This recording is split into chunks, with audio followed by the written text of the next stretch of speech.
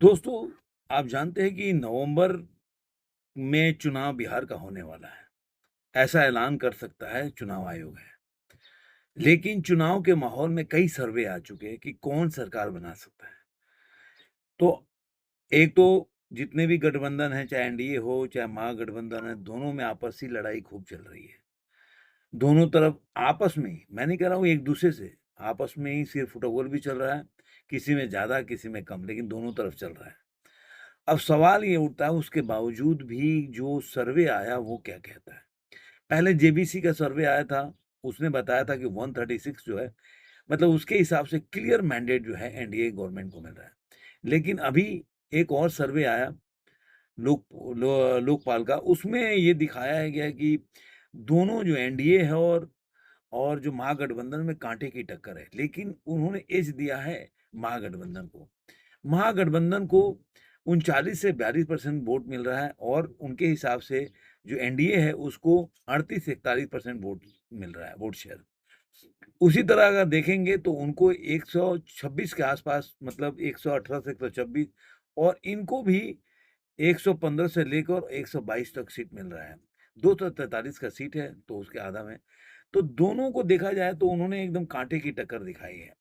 लेकिन मैं चूँकि बिहार का रहने वाला हूँ, मैं पहले वाला जेबीसी का भी सर्वे आया था तब भी मैंने बोला था कि मैं सर्वे में विश्वास नहीं करता क्योंकि मैं क्या कोई भी नहीं करता, कई बार सर्वे गलत भी होते हैं, कई बार सही भी होते हैं। लेकिन मैं वहाँ पे रहा हूँ और मुझे जो आइडिया लगता है वो मैं बता रहा हूँ।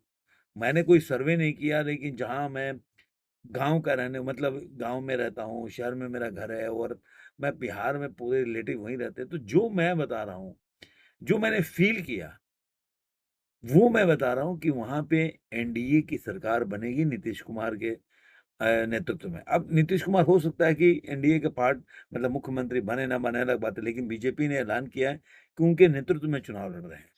तो मुख्यमंत्री वही हो सकते हैं। लेकिन अब सवाल ये उठता है कि वो बनेंगे चुनाव के बाद कि या नहीं? लेकिन ये ज़रूर है कि बीजेपी को इस बार 135 से ऊपर ही सीट मिलेगा, इसमें कोई दो राय नहीं है मतलब एनडीए को। और जो पहले का जो घटक दल है महागठबंधन 100 के नीचे सिमट जाएगी। ये लिख के रखिएगा, चुनाव का परिणाम ऐसा ही आने वाला है। क्योंकि देखिए, एक मैं हमेशा बोलता हूँ कि बीजेपी का वोट जो है, वो एक इंटैक्ट वोट होता है। जो हिंदुत्व में लोग या राष्ट्र प्रेम में लोग मानते हैं, वो लोग उनको वोट देंगे। उनके वोट में 1% इधर-उधर हो सकता है। लेकिन बाकी जो गठबंधन है, वहाँ पे कास्ट का है। तो जितना ही कास्ट टूटेगा, उतना हिंदुत्व में जाएगा। और बीजेपी का वोट जो है वो ज़्यादा टूटता नहीं है।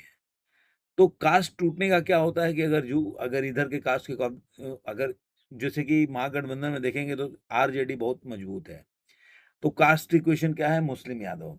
यादव अगर देखा जाए तो तेज प्रताप यादव अगर मान लीजिए 2% भी वोट काट लिए, अगर जैसे चुनाव बोल रहे हैं लड़ने के लिए या 1% भी काट लिए तो बहुत बढ़ ज़्यादा हो गया। 1% से आप जानते हैं कि 1% कम हुआ तो लोकसभा में क्या मतलब रिज़ल्ट आपके सामने है। तो इसी तरह आप देखेंगे सीमांचल में है, ओवैसी भी चुनाव लड़ रहे हैं।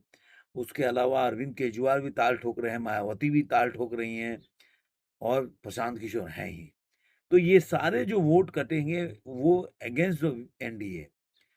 बीजेपी का वोट मैं कभी भी बोलता हूँ कि इंटैक्ट होता है, एक उनका अपना राष्ट्रभक्त या हिंदुत्व का जो वोट बैंक है, वो आज के टाइम में बन चुका है। अब जब तक नरेंद्र मोदी हैं, जब तक योगी आदित्यनाथ हैं, तब तक उन्हें इंटैक्ट रहेगा। क्योंकि लोग ऐसे लीडर को पसंद करते हैं जो हिंदू की बात करता हो। अब ये जब नहीं रहेंगे, जब यहाँ पे सेकुलरिज़्म जैसे कि वो लोग जो मानते हैं, जो उनको इन लोगों ये जो मोदी जी को मानते हैं या योगी जी को मानते हैं, वो लोग जैसे मानते हैं कि भाई ये लोग अच्छे लीडर हैं।